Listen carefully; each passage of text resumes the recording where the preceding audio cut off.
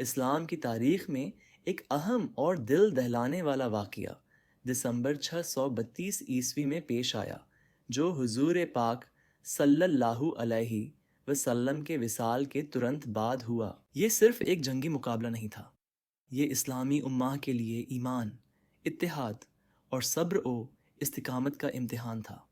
یہ دور بے قراری اور غیر یقینی کا تھا۔ حضور صلی اللہ علیہ وسلم کے وصال کے بعد عرب کے علاقے میں بغاوتوں کی لہر اٹھی۔ بہت ساری قبیلوں نے، جنہوں نے حضور کے زمانے میں اسلام قبول کیا تھا، اب اپنے عہد سے پھر گئے یا زکوٰۃ ادا کرنے سے انکار کر دیا۔ ان باغیوں میں ایک شخص مسیلمہ تھا، جسے مسیلمہ الکذاب کے نام سے جانا جاتا ہے۔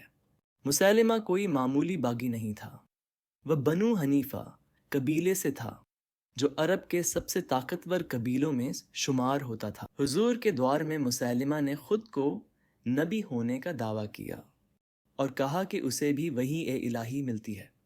اس کی شخصیت اور چالاکی نے اسے یمامہ میں ایک بڑی تعداد میں ماننے والوں کا جماوڑا بنا دیا۔ اس کے ماننے والے اسے صرف ایک لیڈر ہی نہیں بلکہ ایک نجات دہندہ سمجھتے تھے، اور اس کے مقصد کے لیے لڑنے اور مرنے کے لیے تیار رہتے تھے۔ جب حضرت ابو بکر صدیق رضی اللہ عنہ نے امہ کی خلافت سنبھالی تو ان کے سامنے سب سے بڑا چیلنج عرب کے تمام قبیلوں کو پھر سے اسلام کے دائرے میں لانے کا تھا۔ مسیلمہ سب سے بڑا خطرہ تھا۔ اس کی فوج تقریباً 40,000 آدمیوں کی تھی اور اس کی حسرتیں بے حد بلند تھیں۔ حضرت ابو بکر رضی اللہ عنہ نے بنا وقت ضائع کیے اکریمہ بن ابی جہل رضی اللہ عنہ کو مسیلمہ کا مقابلہ کرنے کے لیے بھیجا، مگر اکریمہ رضی اللہ نے جلد بازی میں مسیلمہ پر حملہ کر دیا اور شکست کا سامنا کرنا پڑا۔ اس کے بعد شرحبیل بن حسنہ رضی اللہ عنہ کو بھیجا گیا، لیکن انہیں بھی ناکامی ملی۔ ان شروعاتی شکستوں نے مسیلمہ اور اس کے ماننے والوں کو اور زیادہ حوصلہ دیا۔ حالات کی سنگینیوں کو سمجھتے ہوئے جب حضرت ابو بکر صدیق رضی اللہ عنہ نے اسلام کی تلوار حضرت خالد بن ولید رضی اللہ عنہ کو بلایا، انہوں نے خالد رضی اللہ کو حکم دیا کہ ایک فوج تیار کریں اور مسیلمہ کو اس کے انجام تک پہنچائیں۔ تقریباً 13,000 سینکوں کے ساتھ خالد رضی اللہ یمامہ کی طرف روانہ ہوئے۔ جب خالد رضی اللہ کی فوج اقربا کے سرسبز میدانوں میں پہنچی تو مسیلمہ اور اس کی فوج جنگ کے لیے تیار تھی۔ جنگ کی شروعات سے ہی مقابلہ سخت تھا۔ مسیلمہ کی فوج نے اپنی تعداد کا فائدہ اٹھاتے ہوئے مسلمانوں پر زوردار حملے شروع کیے، لیکن مسلم فوج جو تعداد میں کم تھی اپنی استقامت اور نظم و ضبط کے ساتھ مقابلہ کر رہی تھی۔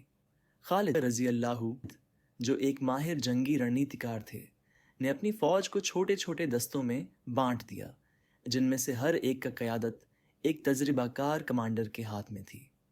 جنگ جاری رہی اور دونوں فریق برابر کا مقابلہ کرتے رہے۔ مسلمانوں کو بھاری نقصان ہوا اور ان کی پنکتیوں میں بے قراری پھیلنے لگی۔ اس نازک موقع پر خالد رضی اللہ عنہ نے اپنی لیڈرشپ سے اپنی فوج کو پھر سے جمع کیا اور انہیں اللہ کی راہ میں ان کے فرض کی یاد دلائی۔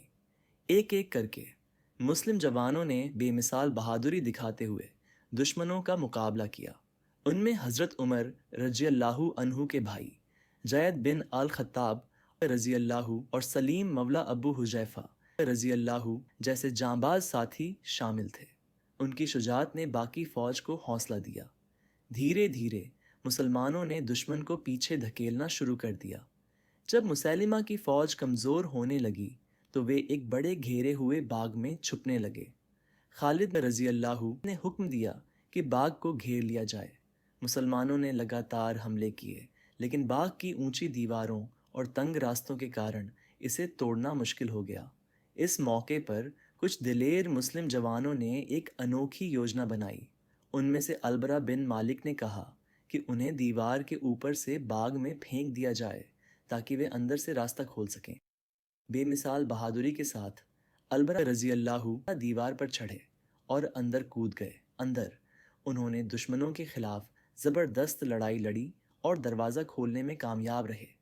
جس سے مسلم فوج کو اندر داخل ہونے کا موقع ملا۔ اندر جو ہوا وہ پوری طرح سے اراجکتا کا منظر تھا۔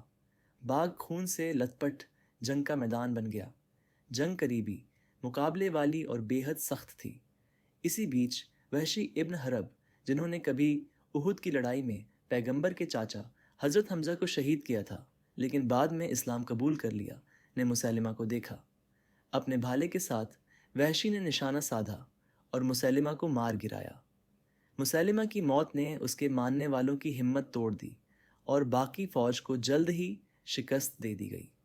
اس جنگ نے حضرت ابو بکر رضی اللہ عنہ کو قرآن کی تدوین کو مکمل کرنے کا فیصلہ کرنے پر مجبور کیا۔ پیغمبر صلی اللہ علیہ وسلم کی زندگی میں قرآن کے کئی حصے ان کے صحابہ رضی اللہ عنہ کے پاس الگ الگ موجود تھے۔ یمامہ کی اس جنگ میں بہت سے حافظ قرآن مسلمان شہید ہو گئے، اس لیے حضرت عمر رضی اللہ کے زور دینے پر حضرت ابو بکر رضی اللہ نے قرآن کے پہلے مانکیکرن کا حکم دیا۔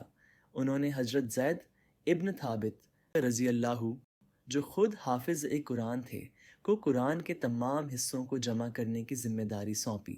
یمامہ میں فتح اسلامی تاریخ میں ایک اہم موڑ تھا۔ اس نے نہ صرف مسیلمہ کے فتنے کا خاتمہ کیا بلکہ پورے عرب میں اتحاد کو دوبارہ قائم کیا۔ مسلم امہ پہلے سے بھی زیادہ مضبوط ہو کر ابھری اور نئی چنوتیوں کا سامنا کرنے اور اسلام کا پیغام عرب کے باہر پھیلانے کے لیے تیار ہوئی۔ یمامہ کی یہ جنگ صرف ایک جنگ نہیں تھی، یہ شروعاتی مسلمانوں کے ایمان، شجاعت اور اتحاد کا ثبوت تھی۔ ان کے ان قربانیوں نے اسلام اور قرآن کو محفوظ رکھا اور آنے والی نسلوں کے لیے تاریخ کی رہنمائی کی۔ اگر آپ اسلام کی ایسی اور اہم تاریخی گھٹناؤں کے بارے میں جاننا چاہتے ہیں تو چینل کو سبسکرائب کریں۔